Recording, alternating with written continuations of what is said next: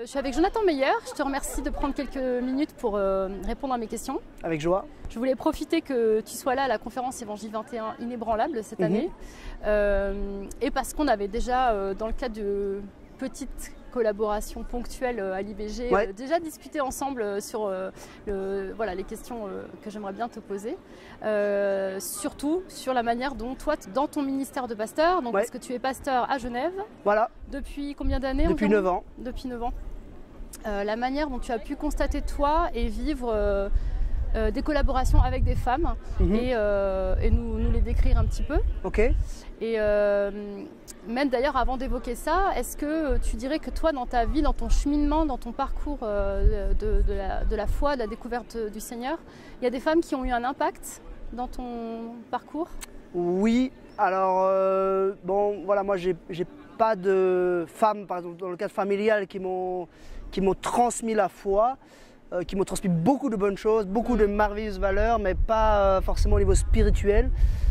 Toutefois, j'ai un petit peu en mémoire, en tout cas, 2 femmes qui ont eu un impact assez significatif dans le début de ma vie chrétienne. La première, c'était notre monitrice, une de nos monitrices du groupe de jeunes, qui m'a vraiment marqué.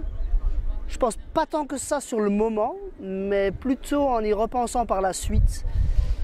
Essentiellement par son sérieux et sa fidélité sur la durée.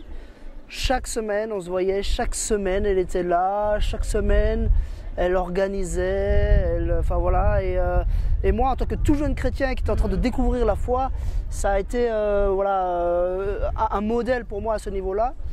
La deuxième femme, c'est une femme missionnaire qui était donc à la retraite, mais qui a été missionnaire toute sa vie aux Philippines et qui est ensuite rentrée dans mon église d'origine. Et une femme qui a été souvent, avec laquelle j'ai eu régulièrement de belles et profondes discussions, qui a été souvent une profonde source d'encouragement pour moi et qui a été souvent un exemple de par son dévouement, parce que malgré son âge et ses limitations dues à l'âge, elle avait pas mal de problèmes à se déplacer et tout ça, de voir le zèle et la consécration qu'elle avait, ça m'a souvent vraiment émerveillé, même un peu interpellé, quoi.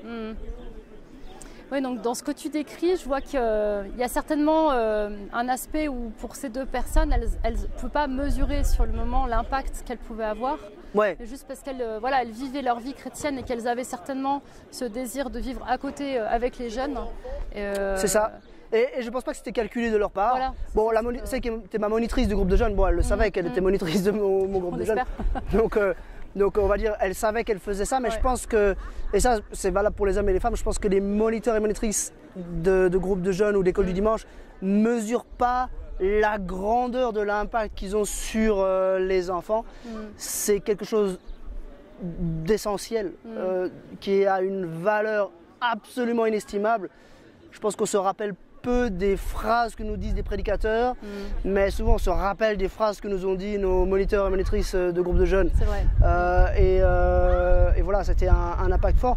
Quant à l'autre femme, je pense que c'était pas du tout calculé. On a juste discuté, et c'est vrai qu'elle a pris du temps, et je pense qu'elle avait vraiment aussi à cœur la jeunesse. Et du coup, j'étais souvent touché du temps qu'elle prenait avec moi et de juste échanger avec moi. Et ça marche d'ailleurs jusqu'à ce jour, où on n'est plus dans la même église, mais on est de temps en temps en contact. Et elle a une manière de réfléchir, une manière d'échanger qui m'étonne souvent. Parce que des fois avec le décalage de l'âge, on a plus de mal à échanger. Mais là, on arrive très facilement et elle m'exhorte beaucoup.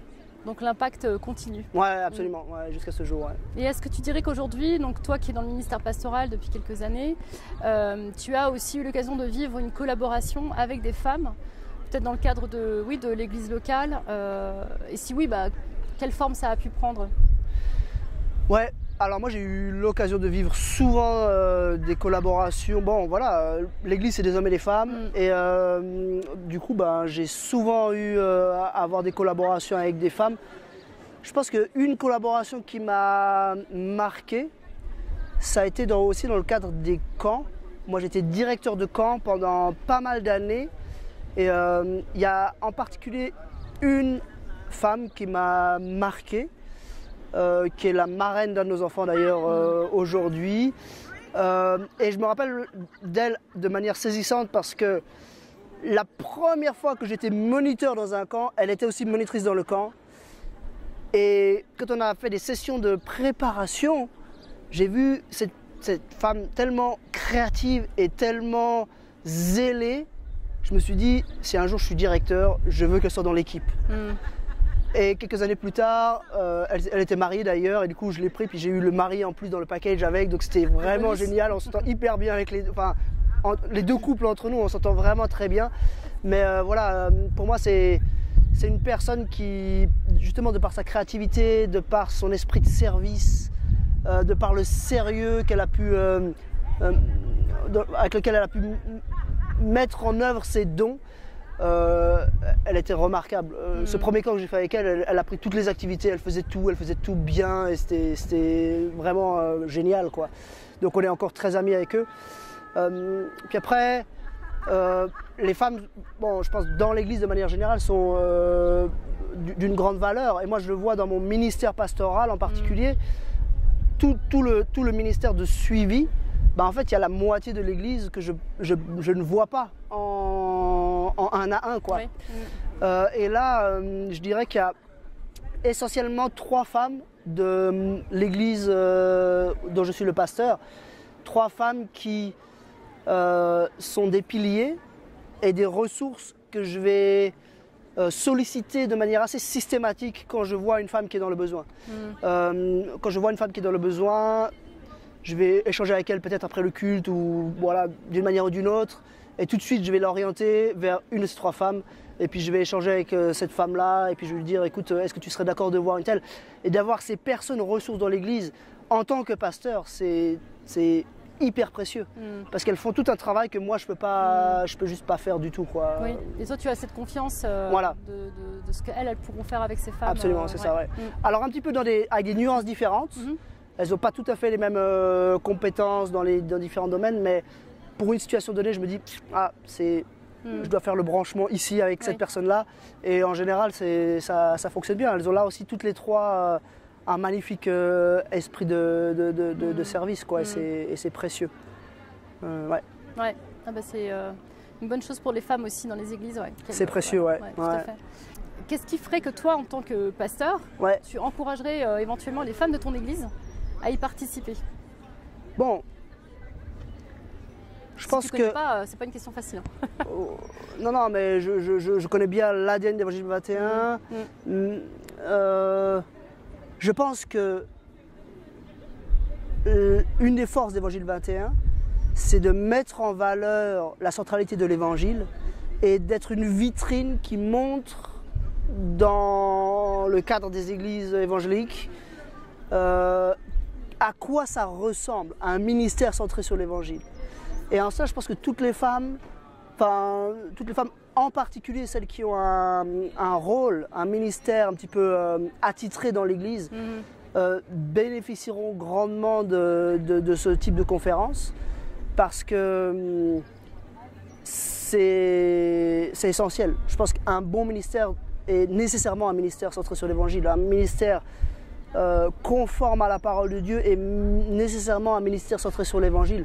Et du coup, je pense que toutes les conférences, mais même au-delà des conférences, tout ce que produit Évangile 21 va dans ce sens-là, et j'encouragerais vraiment, les hommes aussi, les femmes encore plus, enfin tout le monde, à participer à ce type d'événement. Ouais. Profiter des ressources qui sont là. Ouais. C'est ça.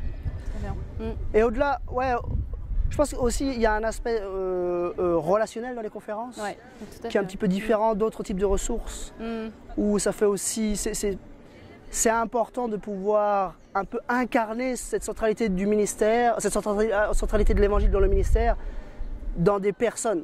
Parce qu'on peut le lire dans des livres, on peut le voir dans des articles de blog ou dans les essais sur le site d'Évangile 21. Mais en fait, de voir un petit peu comment des femmes le vivent, je pense que c'est très inspirant pour d'autres. Pour les hommes ou pour les femmes d'ailleurs. Oui, tout à fait. Mais c'est vrai que tu as mis l'accent sur une des particularités de ces rencontres, effectivement. Merci Jonathan d'avoir pris le temps de répondre à mes questions. Merci à toi.